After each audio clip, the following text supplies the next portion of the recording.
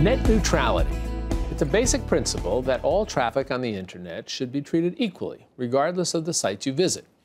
But just months ago, the Federal Communications Commission repealed net neutrality rules with the intent of reigniting competition between service providers. The hope for is that the move would result in faster and cheaper services for all consumers, especially those living in underserved communities. In turn, consumers feared that providers would disrupt the internet by blocking and prioritizing services based on their payment options.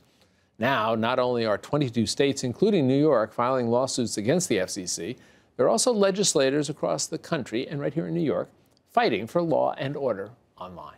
New York State Senator Brad Hoylman has proposed a bill for net neutrality's return. He joins us now to talk about it all. Senator, nice to have you here with us. Thanks, Jack, for having me. This is a complicated issue. I think it's sometimes difficult for people to fully grasp both sides of this. In that introduction, I say, well, the FCC said we're going to do away with this because we want to stimulate competition and make better products available, also provide opportunities for underserved areas. That sounds like a good idea.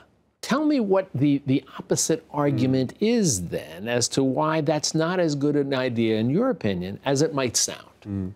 Well, you hear this often when it pertains to other industries, that some in government, particularly those in control of Congress and the White House right now, want to deregulate. And I guess you'd have to ask consumers overall whether deregulation of banks, of the telecom industry, of airlines, has it been good for consumers?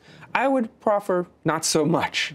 And that's exactly what they're proposing to do with the internet. But even more importantly, not only will they allow big telecom to raise prices and slow down the speed of service, but they will also allow big telecom to decide what you watch and what you can read. And that's the major concern. Politically, we hear oftentimes when, and we've seen this in other administrations, right? But we hear oftentimes, especially with the Trump administration, that there is a concerted effort to do away with Obama administration things that have been promulgated, rules, regulations. From your perspective here, as a state senator looking down to Washington, do you think that's in fact so here?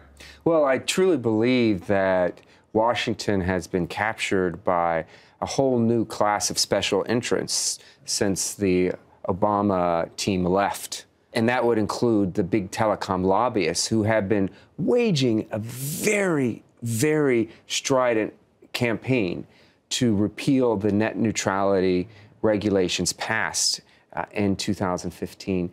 Give me some of the highlights, if you will, of your proposal here.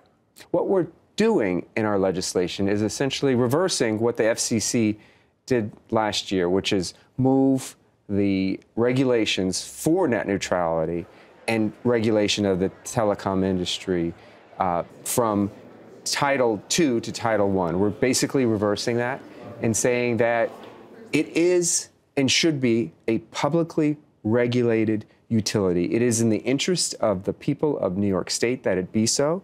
Just like our highways or our electric companies, we have an interest in protecting the health and well-being of New Yorkers by regulating. Well, as you and I said from the very beginning, it's a complicated issue. We appreciate your coming on here and giving us the benefit of your thoughts as to how this could be addressed. Senator, thanks so very much. And we'll talk to you down the road and see how this all develops. Thanks so much, Jack. You be well.